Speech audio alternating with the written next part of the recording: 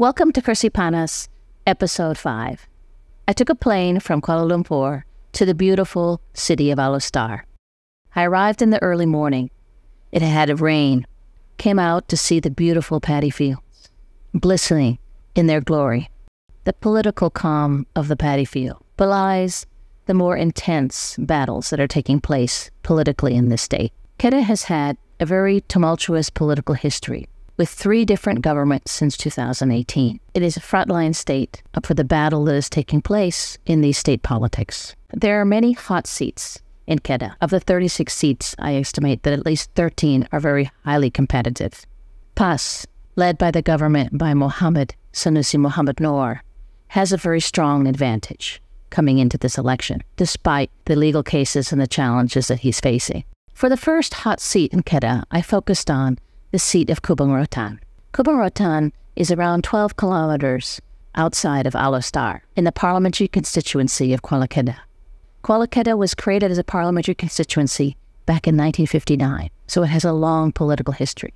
But Kubang Rotan's history is a bit more recent because it was carved out of this constituency in 1995. Originally, this seat was won by UMNO, and subsequently in 2008 was won by PAS, and in 2018, Amana secured the victory of this particular seat. There were 3 different contenders, and the 3-corner fight made for a dynamic that allowed Pakatan Harapan to win. Kubang Rotan basically captures the idea of muddy water, and in fact, the area is known for the problems of water. There's a problem of supply, which we'll come to a little bit later, and there's also a problem of oversupply, where there's been a history of floods.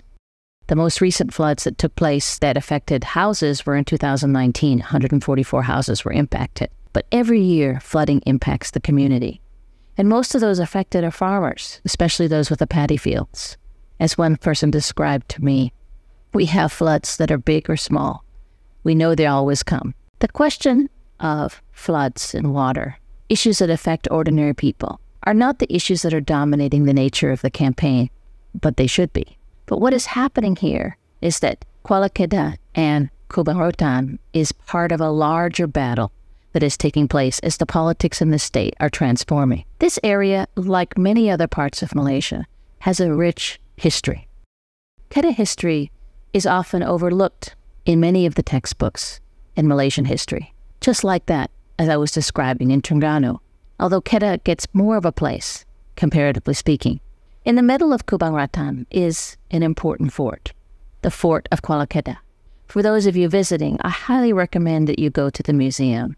The Kedah state government does a very good job in its museums, and this is a very nice one. This fort was built multiple times. Significant rebuilding took place in the 17th century with the help of the Portuguese, working with the Kedah Sultan. This helped them to fight off the Acehnese, and then later the Bugis challenges. In the 18th century, the British provided assistance, and that led to the separation and the independence of Penang. This issue of defending this particular area and fighting for this particular area frames the conversation that I'm having about Kubang Rotan. Kubang Rotan has been tied into Kedah history, as is the fort, in terms of questions of revenue, livelihoods, and identity. What's happening in Kubang Rotan is a mini political war. People are portraying as fighting off different enemies. Keep in mind, in war, ordinary citizens are the ones that are often the most battered. The political battle has become extremely hot and personal. By coincidence, yet again, I was in the constituency the day the Menteri Besar Sanusi visited. He launched a personal attack against the Pakatan Harapan candidate. At the same time, he continued to have a very subtle but very important rhetoric that has been part in framing the campaign, and that is an appeal to state nationalism. In this place of muddy water, Sanusi likes to throw a lot of mud, but he also likes to draw from the foundation from where that mud comes from. State nationalism as a political tool has long been an issue in Malaysian politics. We don't need to look far to understand how state nationalism helped to transform the politics of Sabah and Sarawak. And here too, it's being used in the context of Kedah. The sense of appeal to Kedah identity, the sense of unfairness in terms of allocation of resources, the sense of standing up to political power from the federal government. This is similar in parallels that have historically been used in places such as Kelantan as well. But Sanusi tries to channel these very effectively. You can see that it's impacting the campaign that's taking place between an Amanah candidate and someone from Bersatu running under a PAS flag. Sanusi wants to win this seat because he knows that this seat will help him to secure potentially a 2/3 in the Kedah State Assembly. Amanah has fielded its incumbent, who won the seat in 2018, a man called Muhammad Asmarul Anwar bin Aris. He's 47 years old, charismatic and a local. He's the person who received the personal attack by Sanusi. He's an accountant by training. He's also someone who's been part of the Kedah State Trust Secretary. He served in party positions in Amanah, and particularly that focused on youth. Before he became a politician, he was an academic at one of the important Kedah universities of the Aslan Shah International Islamic University, or UNISHAM. He's also known locally as someone who's engaging in sports, on the ground, living in the area. And of course, been very vocal in the State Assembly, asking for issues of water supply, asking for issues of accounting in terms of the government financing. He's been someone who has been challenging and been an opposition voice against Sanusi's government. It's a straight fight. The other candidate is a man from Bersatu, a man called Dato Muhammad Saleh bin Saidin. He is from Kuala Kedah, but not from Kubang Rotan, age 46, so they're almost the same age. He is very much an active entrepreneur in publishing. He holds key leadership positions at organizations related to the book industry. He served as the honorary treasurer of the Putrajaya Islamic Chamber of Commerce up until 2012. He's also been active in terms of the head at Bersatu locally. In 2021, he became the Yayasan Saleh Saidin chairman, and he began campaigning in Kuala Kedah in 2021, donating 10,000 chickens to the poor. And you can see he was positioning himself to try to be a candidate in this particular area. He is known because of his role in his early campaigning and engagement with the community, which of course they would describe as not as campaigning, but as almsgiving. But definitely there was a particular element to that. Kubang Rotan has been a place of early campaigning from the last 2 years because many people know that this would be a very hot seat. In fact, the late Allah Yarham Salahuddin Ayob, the former Minister of Domestic Trade who recently passed away, this was the place that he last visited before he died, coming to visit and talked about the issues and the prices, which are things that are very much on the minds of most of the voters that I spoke to in this constituency. Kubang Rotan has around 51,000 voters. Ethnically, it's a Malay majority seat, 70%, but 28% of those voters are also Chinese. When we look at the voting patterns in GE15, we see that PN won the majority of the Malay support, 69% estimated, while Pakatan Harapan in GE15 won the majority of Chinese support, an overwhelming majority at 93%. BN only managed to capture 80% of the Malays and the remaining share of the Chinese support. So when we look at this seat and think about it from a perspective of voting patterns, what we see are a number of factors. First, Perkata Nasional was much more successful among the more economically vulnerable voters in this seat. So we can see that the use of resources made a big impact in this particular constituency in GE15. Second, we look at the role of the Chinese voters. For Pakatan Harapan to win this seat, they're going to need not only support from Chinese voters, but they're also going to need that turnout to be high for Chinese voters, as well as support from the Malay community.